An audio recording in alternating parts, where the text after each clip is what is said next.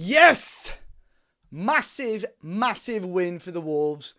I don't think I have been that nervous for a football match in a long, long time. And I don't know why, because I think even if Wolves dropped points or lost today, there was enough of a gap. But I think it would just added unnecessary pressure on us between now and the end of the season. But the fight back, the passion that this team showed once again, the relief that I feel at the moment is unbelievable. And I posted a picture on my social media. I wear one of these Fitbits, and my heart rate throughout the second half was like unusually high. It was horrific. But the sigh of relief when both of those goals got given after the VAR checks as well. I am so happy that we've got over the line.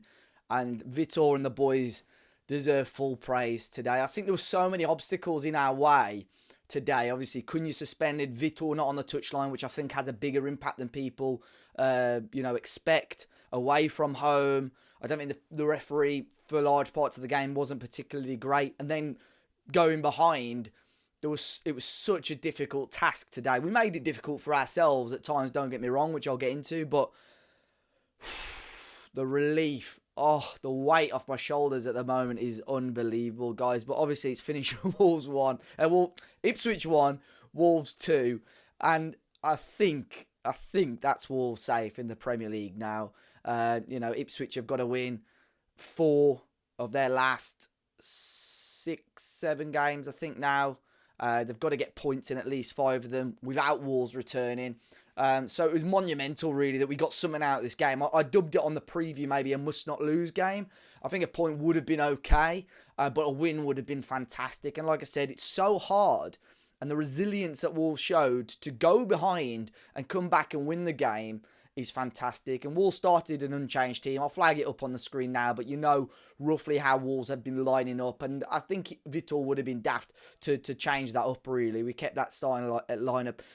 The first half was frustrating because I don't think we were particularly bad, but we were far from good, really. We allowed Ipswich probably a little bit too much time on the ball. I think we sat back a little bit too much. Early parts of the game, they looked really promising and we could barely get a touch. Once we got into our groove a little bit and got into possession a bit more, we did threaten them. João Gomez, I thought, was so good today. Like, so good. And then we would give away the goal, which again I think is quite cheap from a Wolves point of view. Ball comes in, floated in, and again because I think Wolves are sat back, inviting a bit too much pressure. Ryan Aït-Nouri beaten at the back post, which always causes problems if you're going to be beaten with a header back across the face of goal. He was up against Dara O'Shea, so I think that it's a difficult aerial battle for him to win, I suppose. But it goes straight to Liam Delap, who the poacher's instinct did cause us problems today, which I'll get onto. I think the centre-backs have maybe got to be a bit more switched on, and obviously he'll tap it into the goal. And like I said, that just gives us a mountain to climb, really, throughout the rest of the game. We had opportunities throughout the first half, but the biggest talking point probably throughout the game was an indirect free kick that Wolves were given, maybe 5 or 10 minutes before half-time, and it was due to the Ipswich goalkeeper, ex-West Brom goalkeeper, actually, Alex Palmer, completely cocking a back pass up. Ipswich pass it back to the goalkeeper. He completely misses the ball. It's about to go in and he claws it off the line using his hand. Now the referee there is given a back pass, and then I've seen it happen before in football, but it's so rare. Wolves are then given basically an indirect free kick, which means they can't shoot straight away. They've got to lay it off, but pretty much on the 6-yard line. So obviously Ipswich have got their whole team across the front face of the goal, all on the line. Wolves have got to touch that ball before someone shoots to score the goal. A lot of confusion here because people didn't realise it was indirect free kick. I saw a lot of people saying on social media, why didn't we just hit it first time? I think that would obviously make it a lot easier. And also the goalkeeper, why he didn't get sent off for a denying of a goal scoring opportunity. It's such a bad law, that is, by the way, because the goalkeeper with a pass back, if he uses his hands, doesn't have to get cautioned for it. Palmer did get booked for encroachment as we were about to take the indirect free kick for the first time, but they're so hard to get right, they are. Unless you maybe fluke it and hit it, smash it and it hits off somebody and goes in. But it's so difficult to play those right.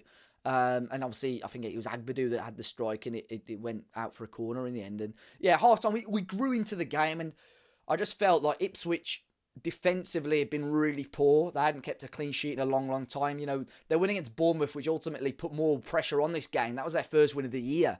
I think they were the last team in the Football League to win a game, and their form at Portman Road hasn't been good. So I just thought, like, if you were just sat back and looked at the stats, you know, at half time, you probably think Wolves had a chance, although we didn't show it enough in the first half. Second half we did, and the game changed really with the substitutions. Pablo Sarabia comes on, Rodrigo Gomez comes on, and all of a sudden you've got a bit more creativity and a little bit more of energy going forward. You know what, with Sarabia, we all knew he's a fantastic player. We just haven't seen it enough in a Wolves shirt. We know he's on high wages. We know he's more than likely going to move on in the summer. If you had to say how much football has he played since Vitor's come in, you'd be like, oh, he's played here and there. I believe still he's featured in every single game. And I can't remember if he came on against West Ham, but he's featured in every single game for Wolves this year, which shows that Vitor has trust in him and still wants him to you know, have an impact on this football team. And he showed that today. He scores the goal to get us back level, and then he plays in the ball, again, timed his run perfectly to Jorgen Strand-Larsen, who bundles it in. Both very close calls, but both given in Wolves' favour for a change. And the celebrations after that second goal, you know, Strand-Larsen again scoring. That's 4 in 3 for him now. Finally got his shooting boots on. He started well in the season, had a real difficult spell mid-season, and he's really finding his shooting boots now, which I'm glad. I think without Cunha and Co in the team, you need someone, we needed players to step up. I think we've seen it from Jean-Ric Bellegarde. I think we've obviously seen it from Jorgen Strand-Larsen as well. But the return's fantastic. I would love it if you can get another couple of goals. I think he's just 2 goals behind Raul Jimenez now. He grabbed 13 in his debut season. Jorgen's on 11 goals now. It'd be great if he can equal or better that for sure. But I'm so happy for him. And you saw how happy the lads were at the end. I need the clip. Andre took somebody's phone and started recording the celebrations. I need that clip. I need to see that. But we saw out the game very well. And I knew if we got ourselves back in the game, under Vitor, we tend to see out games quite well. And we had to change to a back 4, which he did with about 25 minutes to go. We saw us change to a back 4. Doc had come off. Kept Totti and Agbadu as the centre-backs, Aït-Nouri and Semedo as the full-backs. And it worked well because we were allowed to get more players forward. Ipswich just looked a lot more sluggish in possession. A little bit slower, less energetic. Because in the first half, they really wanted it. You could see they're energetic. And I think that's probably let them down this season. I don't think they created enough. You know, they didn't test Jose Sarr a lot. We tested their goalkeeper a fair bit. I mean, if you look at the stats and the shots, I mean, I might try and get them up now. We were testing the goalkeeper a lot more, which we just haven't done enough of recently. My phone is blowing up for some reason. But in terms of shots for Wolves, 22 shots, 7 on target to Ipswich's 6 with 2 on target. So we tested their goalkeeper enough. More of the ball. Just such a difficult game to approach. And I don't know if it's me, but it just feels like going into this game, it just feels like Wolves have maybe let us down a little bit in games like this before. But obviously under Vitor, it's a different story. And the 2 things that I mentioned earlier, Peter Banks, the referee, just didn't allow the game to flow. He was giving silly fouls for silly things throughout the game. But weirdly, as soon as Wolves got back on top of and I genuinely don't think this is me being biased, as soon as Wolves got back on top of things, we seem to be playing really well and winning those fouls, and Peter Banks giving a lot more our way. And then Liam Delap, who I think is an absolute handful, and I have no doubt he'll go on to continue playing in the Premier League. I doubt, obviously, it's not going to be for Ipswich. I would take him, but I think the fee that Ipswich would demand is probably not the sort of fee Wolves would want to pay, and I don't think he'd necessarily be second fiddle. It'd be a great rotation option if we could broker a deal, you know, alongside Jorgen. I'm sure I saw about £40 million is going to be the fee that they would want. But he's a nuisance. But he knows he's so clever.